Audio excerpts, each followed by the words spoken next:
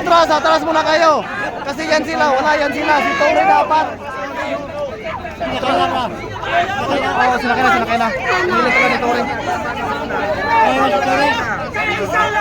Nandito lang. Palag yan, mamatay kung mamatay! Darating daw sound system natin. Darating daw sound system natin.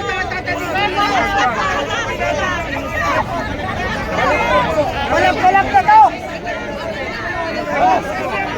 Puro tayo adik!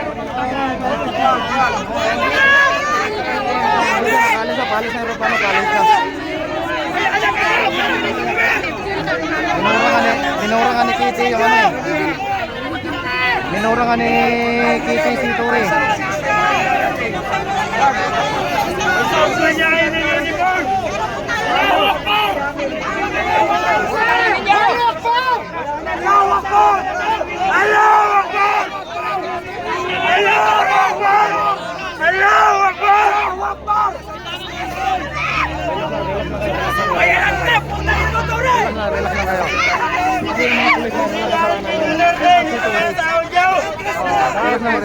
Atras muna kayo.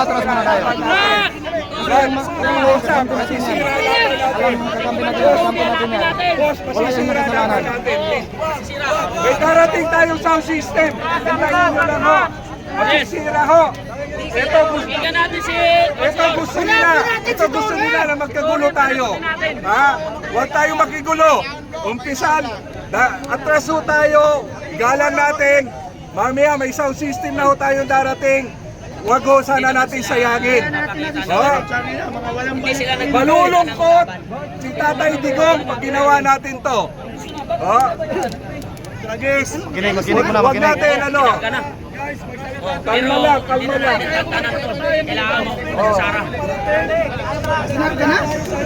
Sisingilin natin sila, pero huwag tong mga pulis na to. Tama. Mamaya po, may sound system tayo. Parating natin.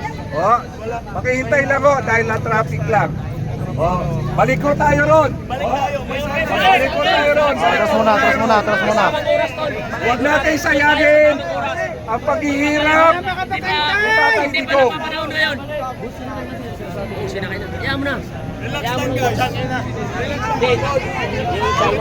Pare-pareho tayo ng nararamdaman. Relax lang muna kayo. Relax lang. Pag nag-agera at nung gusto ng mga ito, bahala yung pente na yan!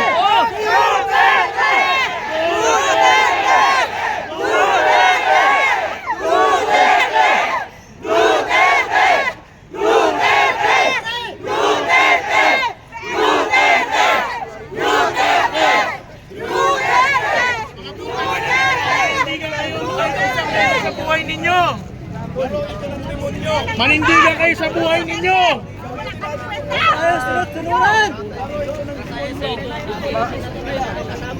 Hilay lang ho tayo.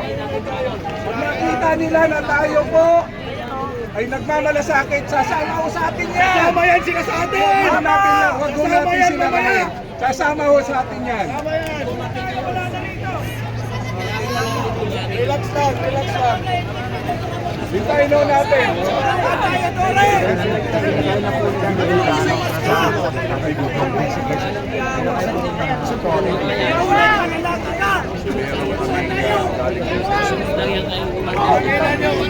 Hintay kaming lahat dito. Yung mga comment na hindi alam yung mga pinag-comment ninyo.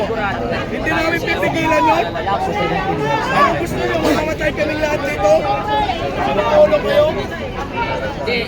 Kayo na lang yan dito. Hindi kami papayag sa tagana. Kailangan namin protektahan ang bawat isa. Merong kailangan kayo pakimahin.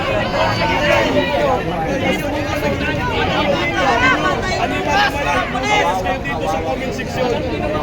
Kailangan namin na pakalmahin lahat. Wala nang pinalambal sa Maynila. Napakalma sila dahil sa ito ang gusto ng administrasyon na magkago para sigurong hindi tayo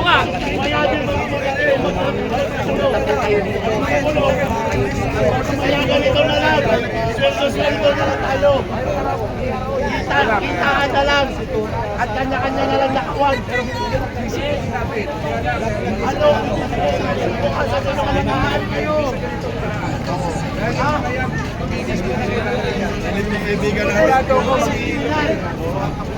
Pag mas dumami pa po tayo dito, panigurado po, no? Meron na Pulis, pinatay ng NPA. Wala na isa po. This po yung numbers. Napatunayan po ito ilang beses na sa ating Ngayon, wala nang matitira pa. Ako ngayon, ako sa inyo mga pulis. Sweldo na lang. Baka yan sa Mindanao, hindi. Dahil wala din manindigan. Dahil wala din kayo yan. Wala kayong paninindigan. Kami pa kaya mga sibilyan. Kami pa ba mga sibilyan? Kami na kailangan manindigan. Kawatan ng mga politiko. Walang kawatan ng politiko. Kaya akusado ng mga pulis. Kung walang NPA, itatapin yan sa mga puputi nyo. Ang ugat ng kahirapan, karasan sa Pilipinas, walang iba, NPA. Tandaan nyo yan. Kahit yung taga, isa ba to? Kaya hindi tayo makausad-usad sa kahirapan since 1986. 8 minutes pa lang po yan. 8 minutes pa lang po yan. Balita na yan. Tayo sa mga NPA sa palas nila. Nandito sila mismo. Sa harapan ninyo. Wala kayong kami umuwang. Inaantay pa rin ang PRO, mga kababayan. Update po yan, no? As of now, si Tatay Digong, sinakay daw po sa eroplano pero binibigyan ng 30 minutes. Mga kababayan, may 30 minutes. Ang 30 minutes ang bibigyan ngayon? Binibigyan ng 30 minutes si Tatay Digong para makausap ang mga abogado. Ayun na, nasakay na, oh. Kaya nga. Ayun o.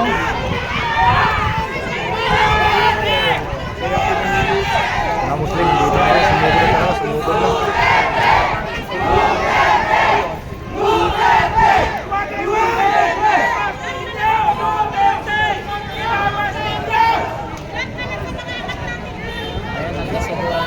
Binigyan ko na ng 30 minutes pa si Tatay Digong.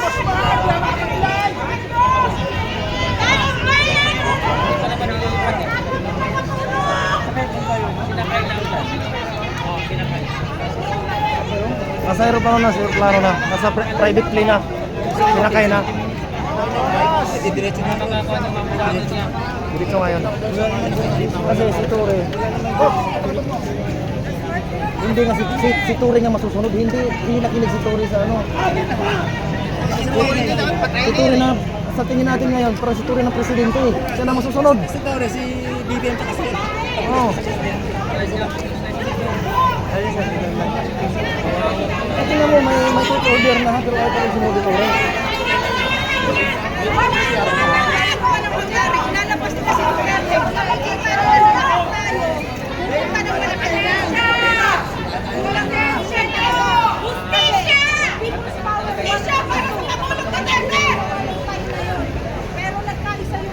Execute! Paghuli ng mga adik! Tatay ngayon ang gano'n, kaga!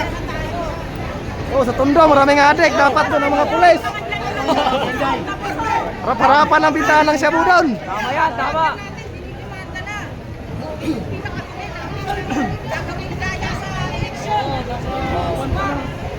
Nasa ibang bansa pa lang naman mga kawan na yun.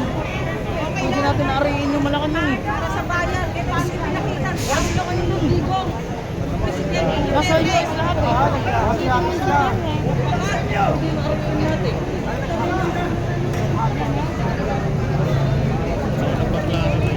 Siyempre napakasakit. Kasi may kapitbahay kami na lola ni-rape ng isang bangag, ng isang adik. Oh, saan pa? Ngayon sinasabihin nila, humanity ang ikakaso nila kay Digong. Hindi humanity yung tama lang na ano yun. Kaya nga dapat nga, ibalik na nga yung death penalty. Mangunguna na yan mga oligarchs na yan. Saan ka? Saan ka nakakita? Delikado na talaga ako ngayon, di ba? Dahil sa mga trolls na yan. Pero hindi na ako natatakot. Tama yan, tama.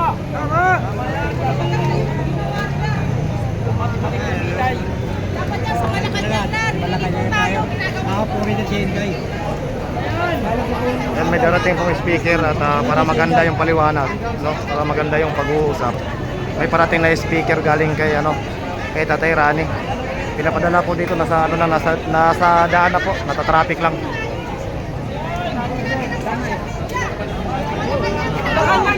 Naisa na tayo kasi doon tayo pinupagpag. Lahat ng mga bumundo kayo, sinasabi na bumo tayo mga Pilipino. Huwag natin pati tayo. Wala, ayaw makinig ni Tore talaga, ayaw makinig ni Tore. Gusto niya siya, ang alam niya, siya na masusunod. Tore. Wala na sinusunod si Tore, wala na. Kaya humanda siya. Binaliwala din. Binabot sila sa matindi pa sa tatay niya. Mas matindi. Pasensya nyo! Tulungan kayo ni Tigong!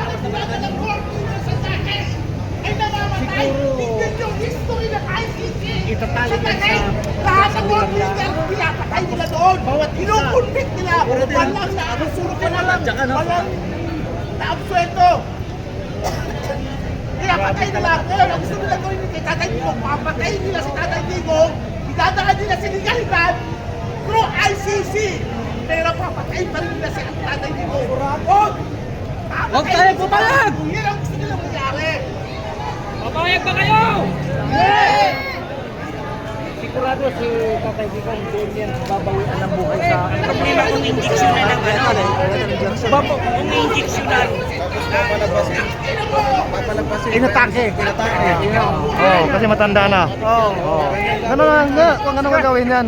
Pero hindi tayo papayag dito na ganun ang mangyari sa kanya. Kaya ito na nga ang panahon na, di ba, pangatlong taon na si termino ngayon ni Marcos. Hindi matatapos niya siguro to. Hindi yan matatapos. So, kailangan kayo mga taong bayan, sama na kayo dito, labas na kayo. Lahat ng taong bayan. Labas na kayo. Dahil wala na. Lahat ng taong bayan. Sinakay na po si Tatay Digong sa private plane.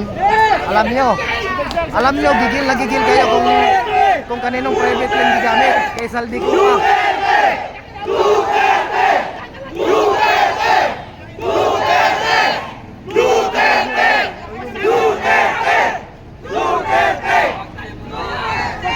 Padami na pong tao talaga dito. Wala na. Pero ang ginawa natin, bangag, pinagkanunod na tayo sa mga foreigner!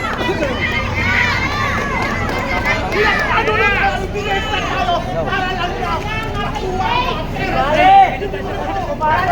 Hindi! Okay lang! Hindi sa Malacanang ngayon!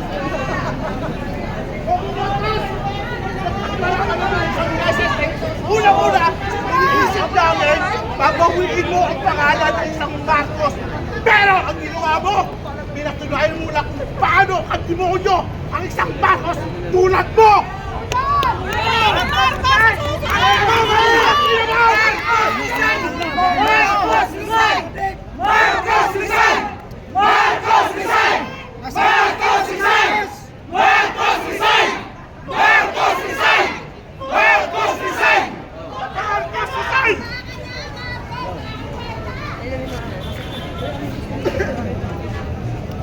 Tatay Digong, huwag kang mawawala ng pag-asa. Kung aabutan ng iyong oras sa Netherlands, Ya Allah, Ya Rabbil Alamin, ikaw na pong bahala sa aming mahal na Tatay Digong. Papasukin mo siya sa pangwalong gate ng Gana, ng Paraiso. Ang pangwalong gate ang pinakamataas na level ng Paraiso sa aming mga Muslim. At yan ang ibinigay sa Tatay Digong. Dahil sa pagawin sa Tatay Digong, bilyong buhay ang sinagip niya mula sa mga durugista!